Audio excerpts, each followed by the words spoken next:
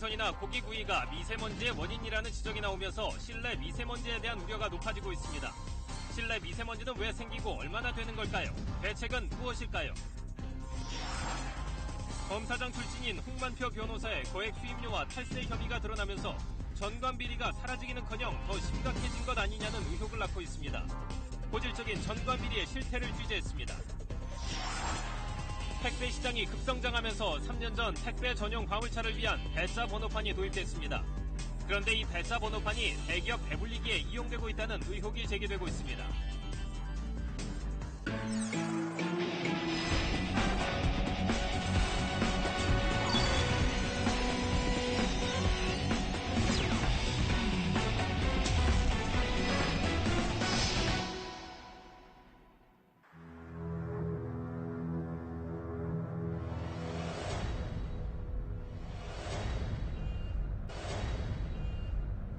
미세먼지 때문에 이렇게 외출을 하려고 하다 보면 좀 꺼려지고 아무래도 뭔가 얼굴도 좀 가려야 되겠다, 마스크도 해야 되겠다.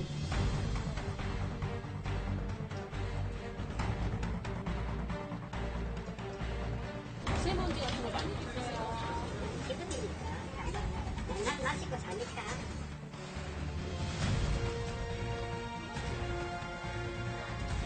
실내 미세먼지 같은 경우에도 청소기만 돌려도 100마이크로그램이 나옵니다.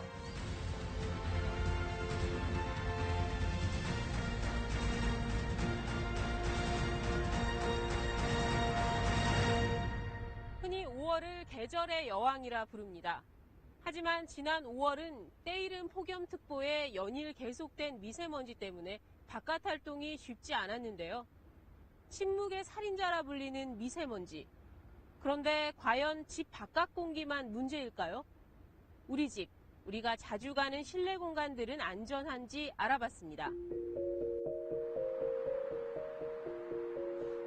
수도권 미세먼지가 나쁨을 기록한 지난달 31일, 서울의 한 아파트를 찾았습니다.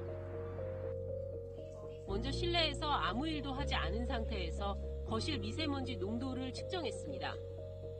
바깥보단 낮은 수준입니다. 날씨가 좋으면 저 끝에 관악산 연주대라고 하거든요. 저기까지 다 보이는데 지금은 산이 거의 끝에 하나 안 보이는 것 같아요. 날씨가 너무 흐려가지고 지금. 올해는 일주일에 한 3번, 4번은 이런 날씨인 것 같아요.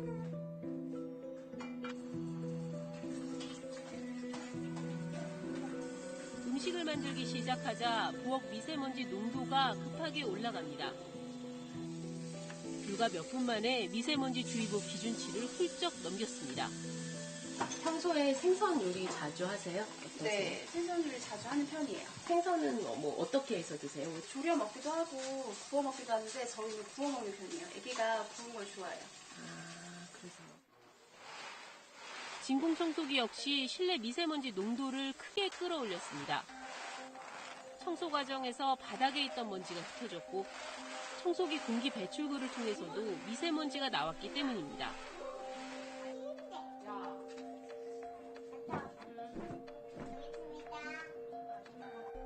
일상 가산일의 상당수가 이처럼 실내 미세먼지 농도를 높이는 것으로 확인됐습니다.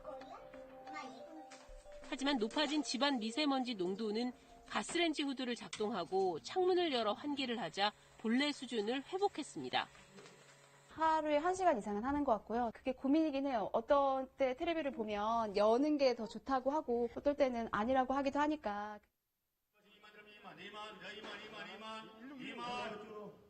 새벽 시간 수산물 경매장. 국민 생선으로 불리는 고등어 경매가 한창인데 값이 예전 같지 않습니다. 말도 마세요. 많이 떨어졌어요. 많이 떨어졌습니다. 이제 금어기가 끝나고 물량이 많이 늘고 소비도 안 되고 해서 지금 많이 떨어지고 있습니다. 지난달 23일 환경부는 집안에서 고등어를 구우면 초미세먼지가 주의보 수준보다 25배 이상 높아진다고 발표했습니다. 환경부 발표에 금어기가 풀려 고등어 공급 물량까지 늘면서 경매 가격은 최고 40% 이상 떨어졌습니다.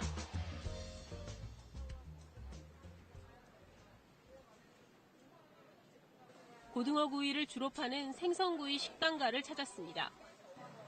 역시 관심은 미세먼지였습니다. 집에서 고등어 구우면 결과가 나왔는데 보셨어요? 예, 봤어요. 손님들이 오셔서 그런 얘기 좀 하세요. 하세요. 고등어하고 뭐 삼겹살하고 뭐 미세먼지 같은 거 많이 느끼세요? 기분 일이니까. 맨날 마시고 사니까.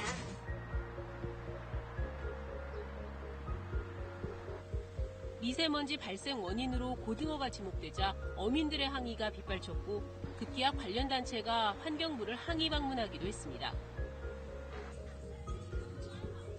실내 미세먼지, 과연 무엇에 얼마나 영향을 받을까요? 모처럼 미세먼지가 보통 수준을 보인 지난 1일. 사람들이 많이 찾는 주요 실내 공간을 둘러봤습니다. 먼저 숯불구이집에서 미세먼지 농도를 측정해봤습니다. 처음엔 외부와 비슷한 수준을 유지했지만 고기를 불판에 올리기 무섭게 미세먼지 농도가 치솟습니다. 박스를 켜드릴까요? 네, 켜주세요. 네, 잠시만요.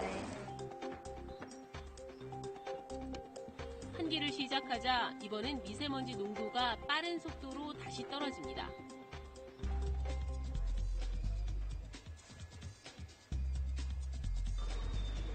다음으론 유동인구가 많은 지하철 역사로 향했습니다. 출퇴근 시간엔 외부보다 역사 내부의 미세먼지 농도가 더 높았습니다. 인적이 뜸해지는 오후 시간엔 미세먼지도 함께 줄어 바깥과 비슷한 수치를 회복했습니다. 실내 미세먼지 농도가 중요한 이유는 실내에서 머무는 시간이 바깥에서 활동하는 시간보다 더 긴 경우가 많기 때문입니다. 실내 공기가 오염될 경우 미세먼지에 노출되는 시간도 그만큼 길어질 수밖에 없습니다. 먼지 안에 포함된 질산이나 염산과 같은 것들이 황산과 같은 물질들이 굉장히 독성이 강한 물질은 아니고요. 하지만 장기간, 오랜 기간 동안 노출이 되어지면 여러 가지 피해를 일으키는 그런 대표적 물질이라고 보시면 되겠고. 천식 같은 호흡기 질환은 물론 고혈압, 뇌졸중 같은 심혈관계 질환까지 일으킬 수 있다는 미세먼지. 과연 우리 몸에 어떤 영향을 줄까요? 미세먼지 가운데서도 크기가 작은 초미세먼지에 형광물질을 발라 들이마시고 1시간 뒤 감마 카메라로 찍은 사진입니다. 뇌의 일부, 방광에까지 불과 1시간 만에 초미세먼지가 온몸으로 퍼진 걸 확인할 수 있습니다. 소화기 계통의 질병을 빼고는 거의 대부분의 질병하고 먼지가 연관되어 있다고 판단하시면 됩니다. 일반 사망률부터 증가를 시키는 주요 원인으로 이미 많은 연구에서 증명이 되어졌고요. 특히 임산부와 어린이, 노인 등에게 미세먼지는 치명적일 수 있습니다. 임신부가 고농도의 미세먼지에 장시간 노출되면 태아가 성장하지 않고 태어난 아이에 이상이 생긴다는 연구 결과도 발표되고 있습니다.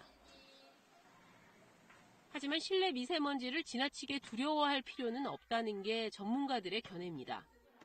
보통 우리가 민감군이라고 보통 정의를 하는데 어린아이라든가 노약자라든가 아니면 임산부, 면역 기능이나 저항 능력과 같은 것들이 충분히 형성되어 있지 못한 연령대일 때는 똑같은 노출을 받더라도 굉장히 피해가 커질 확률이 높다라는 겁니다. 취재진이 둘러본 상당수의 실내 공간은 수시로 바깥 공기보다 높은 미세먼지 농도를 기록했습니다. 당연히 미세먼지 예보와도 큰 차이가 있었습니다. 때문에 미세먼지 예보 외에 생활 속에서 어떤 경우에 미세먼지가 많아지는지 관심이 필요합니다. 생활 환경의 오염 부분에 대해서는 정확한 정보를 제공해서 시민들 스스로 건강을 지킬 수 있도록 유도를 해야 됩니다. 실내 공기질의 경우 급격하게 나빠졌다가도 대체로 환기를 하면 빠르게 회복되는 특징을 보였습니다. 환기가 제일 좋은데 환기를 하려면 대기질이 좋아야 되잖아요. 그런 부분에서 이제 국가 전체적으로 대책이 나와야지 이게 가장 적절한 대책이 될 수 있을 것 같습니다. 최근 발표한 미세먼지 종합대책에서 정부는 경유차 미세먼지를 줄이는 데 주력했습니다. 10년 이상 된 경유차 가운데 매연 저감 장치가 없는 차량을 조기 폐차하고 노후 경유차의 수도권 진입 제한, 경유 차량의 요일제 운행 방안도 검토하기로 했습니다. 신차 중 2.6% 선에 머물고 있는 친환경 차를 보급 확대하여 2020년까지 30%로 대폭 늘릴 것입니다. 또한 주유소의 25% 수준으로 충전 인프라도 확충하겠습니다. 경유차 배출가스 인증 방식도 실내 검사 대신 실제 도로 주행 기준으로 바꾸기로 했습니다. 노후 화력발전소는 폐기를 검토하고 새로운 화력발전소의 경우 배출 기준을 강화하는 방안도 내놨습니다. 하지만 정부 대책이 이번이 처음은 아닙니다. 이미 지난 2005년부터 수도권 대기지를 관리해왔고 지난 2014년까지 쓴 예산만 3조 원이 넘습니다.